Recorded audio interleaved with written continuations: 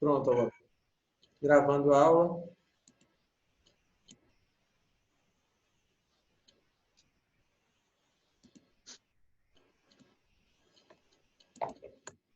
Esqueci de pôr para gravar.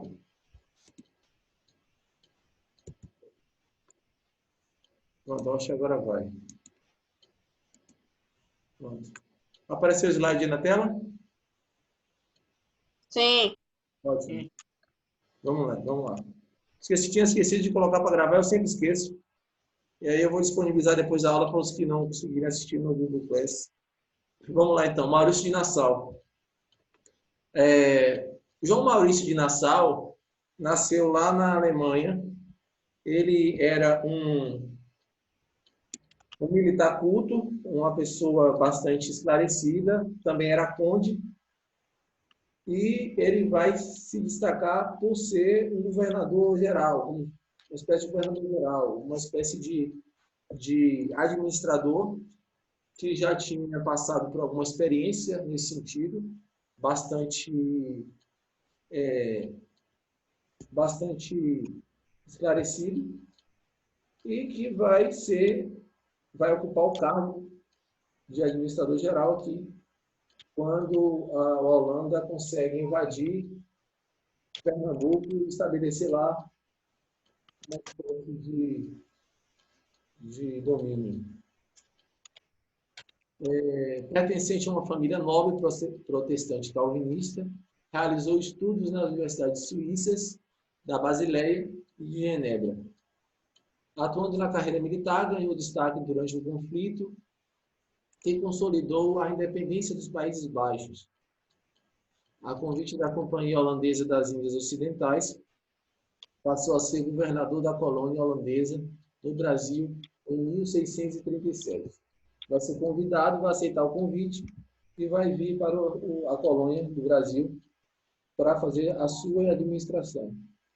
Na verdade, ele vai procurar consolidar essa posição dele, né, de pessoa, de administrador mesmo militar, para garantir, por exemplo, o retorno da empresa colonial, que havia sido desperdiçada e que a Holanda não conseguia esquecer. É como se fosse uma espécie de relacionamento amoroso que a gente acaba conhecendo uma pessoa e tem a vida bastante marcada por aquela pessoa e não consegue esquecer de forma alguma. É uma paixão, né? Como se fosse uma espécie de paixão aí por parte e até uma obsessão, né? Tem que ter cuidado com isso. Mas foi o que a Holanda teve em relação às perdas da empresa colonial açucareira depois do domínio da União Ibérica, pelos motivos que nós falamos nas aulas anteriores, por essas divergências entre os Países Baixos, a independência, né, e a independência por parte da Holanda em relação à Espanha. E aí ele vai fazer alguns, como todo governo, vai ter alguns objetivos aí, e vamos fazer, um dos primeiros feitos dele é um forte nas margens do Rio São Francisco. Foram expertos nessa questão de fazer fortes aqui. E também desenvolver as cidades, né? No caso aí, Pernambuco, Recife e Olinda, que foram desenvolvidas aí pelos holandeses. Era como a gente está falando, uma pessoa bastante astuta, bem estudado, um administrador, exímio administrador. Ele vai fazer uma política bastante conservadora. Alguma dúvida, gente? Então, ele vai ter uma política conservadora não é conservadora, uma política aberta para o diálogo, digamos assim. Ele vai manter um bom relacionamento com os próprios senhores de engenho e vai conceder créditos para a reativação da produção de açúcar. Ele veio por isso. Ele veio administrar, ele veio tentar organizar as coisas aqui que haviam se perdido. E a Holanda não queria, em hipótese alguma, perder o dinheiro que ela tinha investido, né, na empresa. Então começa aí a Era Nassau, que vai de 1637 até 1644. Um período relativamente curto, mas foi bastante impacto desenvolvimento para o Nordeste. Na outra aula. Portugal não investia absolutamente nada. A Espanha, pior, não investia nada. Então, os colonos estavam entregues à própria sorte. Por isso também que com a primeira invasão aqui na Bahia, depois a invasão em Pernambuco, tem a questão do que a gente falou na aula passada sobre Calabar. Porque Calabar era um senhor de engenho, mas não muito rico, ele era bastante humilde, tinha suas dificuldades de manter o seu negócio. Então, com a chegada dos holandeses, ele viu nisso uma possibilidade de melhorar a sua condição econômica do seu negócio. Por isso também que ele vai se associar aos holandeses, mas vai acabar sendo morto, como nós falamos na aula anterior. Seguindo o caminho. Então, o objetivo principal de Nassau, vamos lá, pacificar a região. Ele veio para pacificar a região, para conseguir um melhor desenvolvimento e uma retomada no restabelecimento, digamos assim, né, da produção dos engenhos. Voltar à produção dos engenhos. Aí, mais ilustrativo, embaixo, o engenho de Pernambuco. De um mapa holandês da região, obra de Willem Bleuel, de 1635. Conseguiu, colaboração luso-brasileiros, e conseguiu reativar a produção de açúcar, garantir a liberdade religiosa e criar a cidade de Maurícia. Reparem que, por mais que ele tenha a orientação dele de ser um calvinista, ele não vai chegar aqui impondo que as pessoas da região mudassem o seu posicionamento religioso. Ele não vai fazer isso. Isso é muito importante, que gera uma certa confiança por parte das pessoas nele e que ele garante essa passividade, né? Não é um ponto de choque entre as ideias religiosas. Concedeu créditos aos senhores de engenhos, que é muito importante. Ele vai vir, todo mundo está quebrado, ele vai então conceder créditos a esses senhores para o reaparelhamento dos engenhos e recuperação destes, né? Mais uma vez, eu não fechei o parênteses, né? Para manter a tradição das aulas presenciais, que eu nunca fecho o parênteses. Dessa vez vocês não perceberam, tá vendo? Quem percebeu foi eu mesmo. Incentivar o plantio e o aproveitamento da cana-de-açúcar. Esta era a ideia. E conseguir apoio dos senhores de engenho. E ele, de certa forma, vai conseguir esse apoio dos senhores de engenho, né? Então, nesse aspecto, rapidamente a Holanda vai retomar essa produção, esse fornecimento do açúcar vai voltar também muito forte. A Holanda vai conseguir distribuir o produto na Europa como estava fazendo em outros tempos. E também agora tendo uma lucratividade muito maior, né? Porque os lucros não eram divididos. Minimamente com os senhores de engenho, mas esses não ganhavam muito.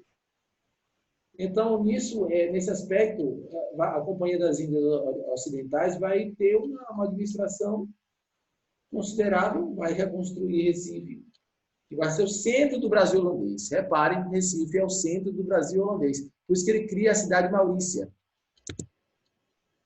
Seguindo viagem, a companhia obteve o controle do comércio de escravos com a tomada de Angola e a Costa do Ouro. Então, retoma também a atividade de tráfico negreiro, porque precisa desta mão de obra ativa para fazer o mecanismo da empresa voltar a funcionar.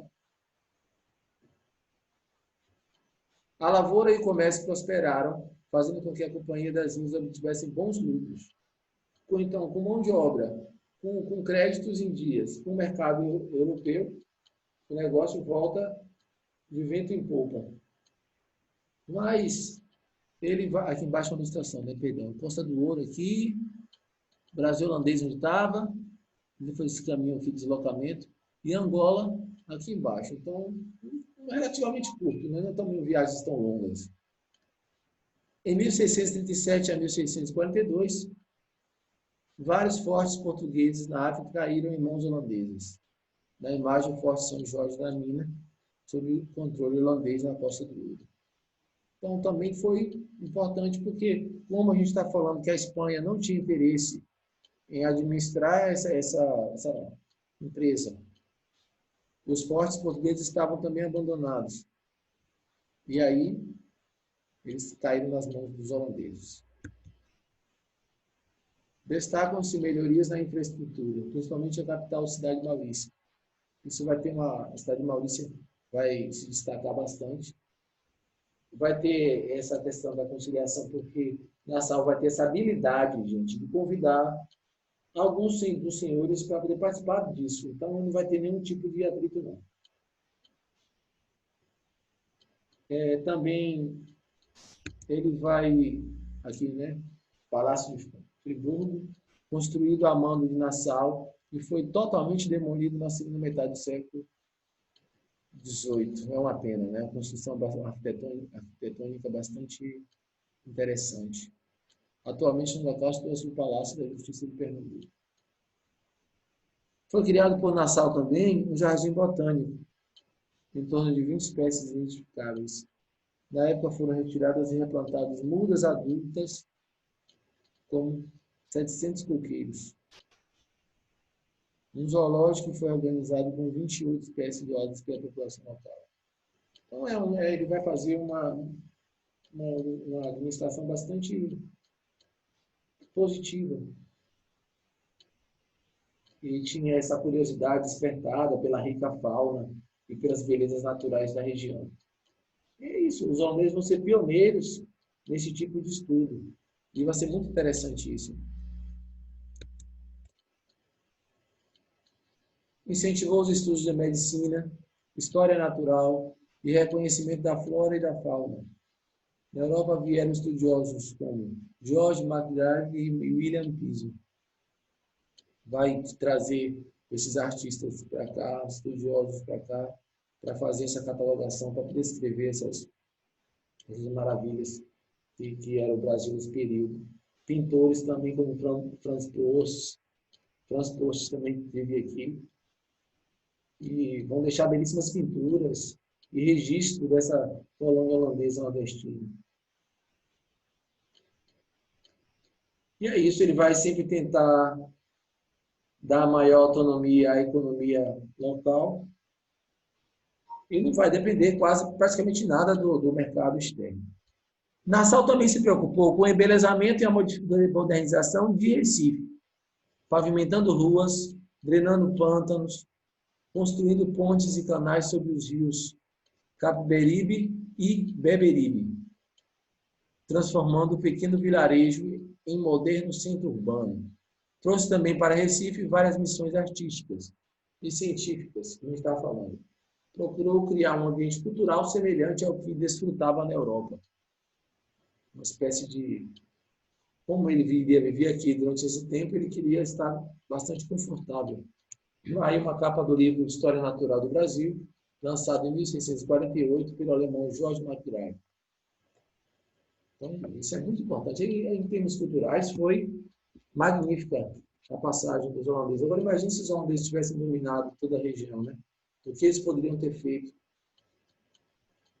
de melhorias, no caso. Pintores foram convidados, a gente já falou, né? Franz Prost aí, e Albert Eckert. Vista de Itamaracá, obra de Franz Prost, em 1637. Olha que obra bonita, né? Retratava bem, assim, o Brasil holandês na época. A imagem aí à minha esquerda, de Franz Prost, em 1612 até 1680, nascido em 1612 e faleceu em 1680. Então, quando ele esteve aqui, ele era bastante jovem, né? O principal artista holandês que acompanhou a nação no Brasil. Cachoeira de Paulo Afonso, que desenho, que pintura, né? Desenho, uma pintura, que obra artística bem interessante. Rio São Francisco também, outra obra de Franz Prost, em 1635, artista de grande prestígio holandês. Continuando, Tapuia, os índios Tapuia, uma representação também dos índios Tapuia. Obra de Albert Eco, 1641. E Mulher Africana, também do mesmo autor e do mesmo ano.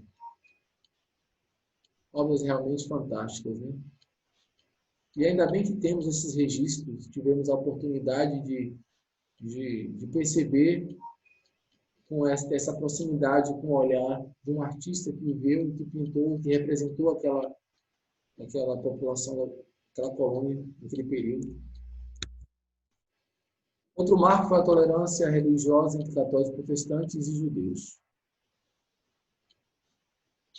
Teve a habilidade de convidar alguns senhores do engenho para participar de sua administração. E aí que é bacana, porque ele vai convidar essa galera, esses colonos vão participar ativamente deste governo, apesar dele não ter dado nenhum cargo importante. Olha só, gente, Maurício Nassau não concedeu nenhum cargo importante para nenhum senhor de engenho. Vamos deixar bem claro que isso, a gente não pode confundir. Mas ele tinha um ponto importante nele, que vale a gente ressaltar aqui, ele não ignorava as reivindicações e fazia de tudo para poder ajudar em créditos as produções e o reativamento dos engenhos. Então, só isso já é uma mão na roda, né, para quem está lá nessa situação aí. A maioria dos holandeses eram protestantes calvinistas, como falamos no início desta aula.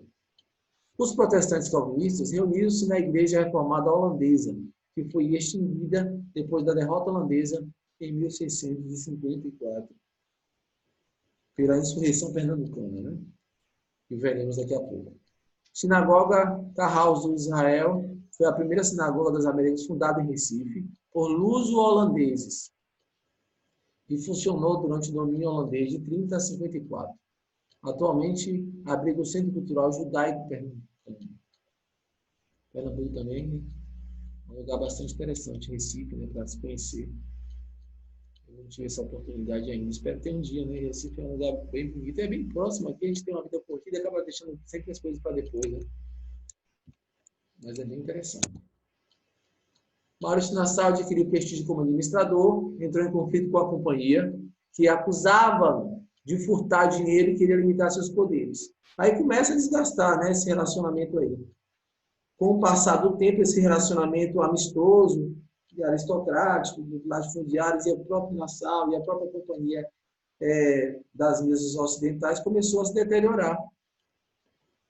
Nassau rebatia, argumentando que a companhia atuava com ganância e de não atender os problemas locais. A Companhia das Minas Ocidentais, procurando ampliar os seus lucros, fez Nassau voltar para a Holanda, em maio de 1644. O Brasil holandês passou a ser administrado por outros membros da companhia. Então, Nassau acaba saindo daqui por divergências administrativas e ele vai embora, né? Mas ele deixa um legado muito importante aqui, durante a estadia dele. E aí a gente também deve ressaltar que Nassau nunca acabou conquistando a Bahia, ele conquista Pernambuco, né? Apesar da tentativa frustrada lá. O segundo maior produtor de açúcar jamais foi dominado pelos holandeses. E se a Bahia fosse dominada por holandeses, mesmo nesse período, nós teríamos hoje muito mais coisas aqui na nossa cidade de Salvador, né, gente? Para os colonos luso-brasileiros, a aliança com os holandeses era amigável, enquanto representasse a manutenção de uma alta taxa de lucros.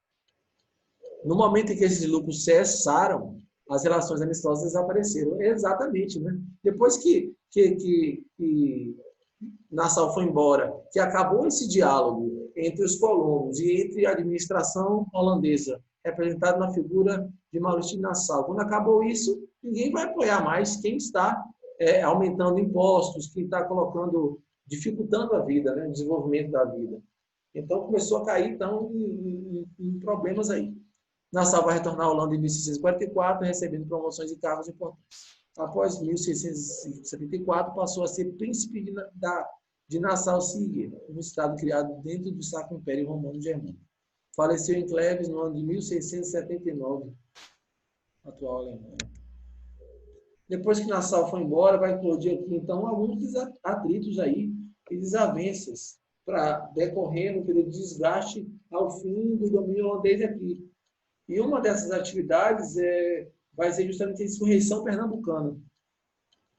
Esses dirigentes das Companhias das Índias Ocidentais, que vieram para cá, para a América, eles não tinham a mesma habilidade de lidar com as pessoas como Nassau tinha, porque as pessoas são diferentes, não é? Então, a relação entre colônios e os novos dirigentes dessa Companhia das Índias Ocidentais, vai se tornar bastante tensa, muito tensa. Então, no momento em que esses lucros dos senhores acabam acessando, as relações, né, vão desaparecendo, conforme a gente falou aí. E aí, em agosto de 645, esses colonos, os brasileiros, vão conseguir uma importante vitória, uma batalha chamada no Monte das Tabocas.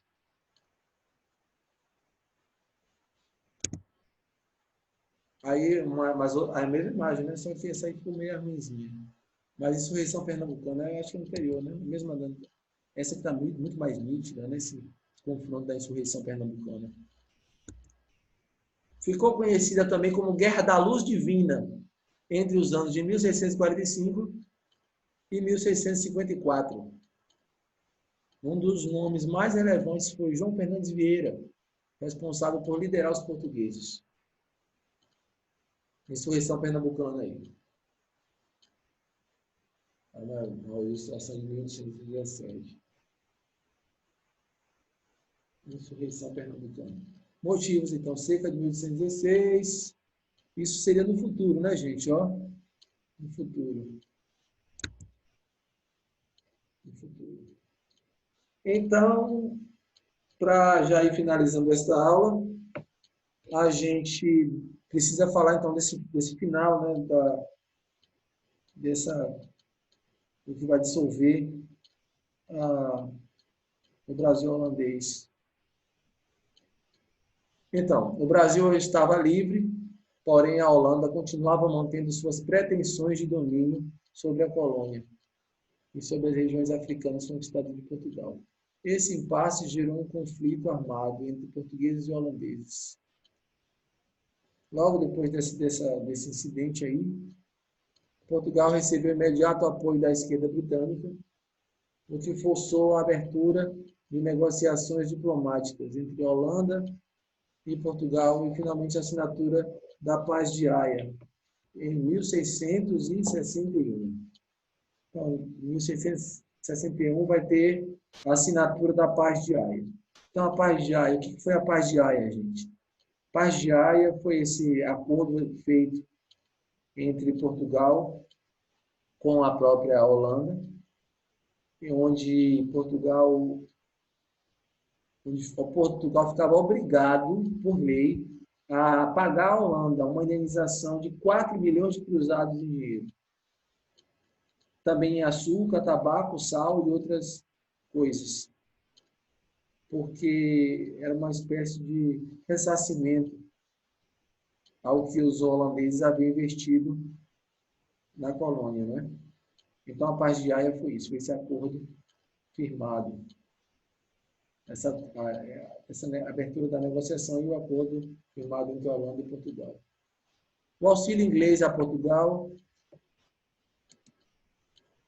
nas lutas contra os holandeses e a consequente aliança das coroas inglesa e portuguesa resultaram na dependência da nação lusitana e do Brasil ao capital inglês.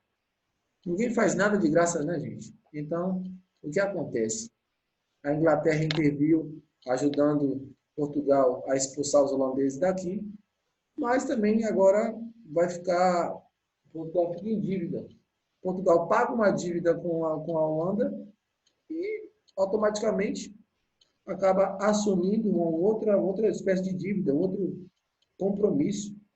Essa dependência que vai gerar entre as coroas inglesas e as coroas portuguesas vai justamente cair nessa situação de dependência mesmo, né?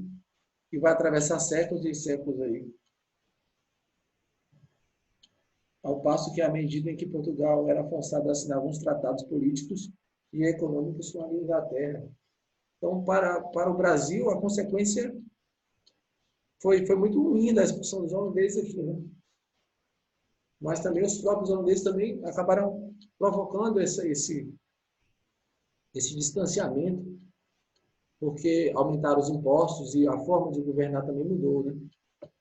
Há governos bons, governos medianos e governos ruins. Governos péssimos também.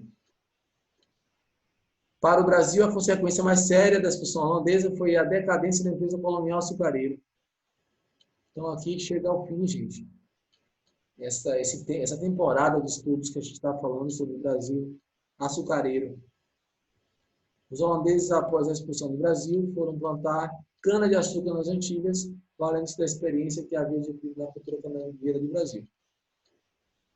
Com isso, o Brasil conheceu sua primeira grande crise. Então, gente,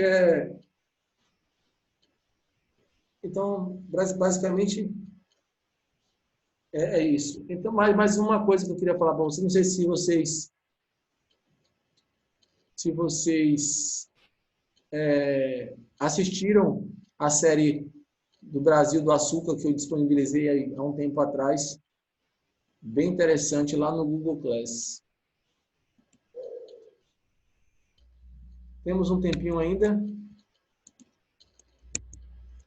Bom, então vamos fazer esse exercício aí. Por favor, abram seus áudios. Podem abrir os áudios aí.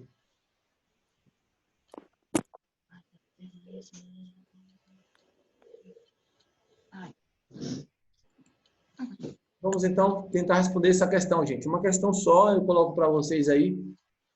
Vamos lá então, no caderno de vocês, tentem fazer essa resposta aí. A administração de Maurício de Nassau no Brasil, holandês, mostra que é possível relacionar, naquele momento, os interesses dos colonos com os ingleses. Faça essa relação. Vamos lá então, vamos responder essa questão aí. Temos 6 minutos e 30 segundos. Vamos responder essa questão. A questão discussível.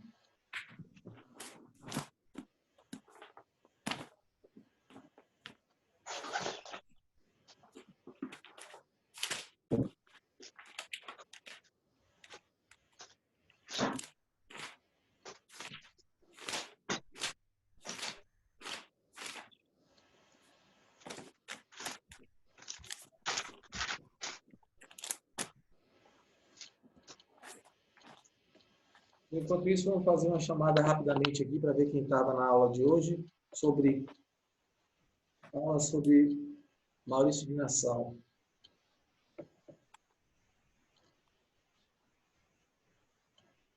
Lucas Santiago está por aí? Lucas está presente. Lucas. Brena. Está aqui. Presente. Marcelo Regis. Presente.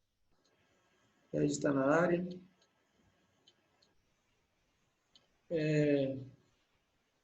Tiago. Tiago Neri está aí. Oi. Gabriela Caetano. Oi. Presente. Ana Júlia Leitão está por aí? Não está não, né? Leitão está por aí. Ana Júlia.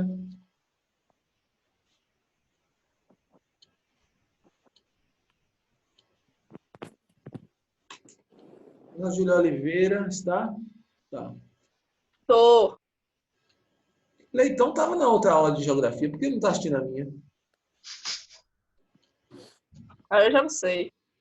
Arthur Gabriel está também. Presente. Nancy. Nancy está. Manuel. Presente. Aqui, E aí, Manuel? colega. Também. Amanda. Tá aqui, Cleiton.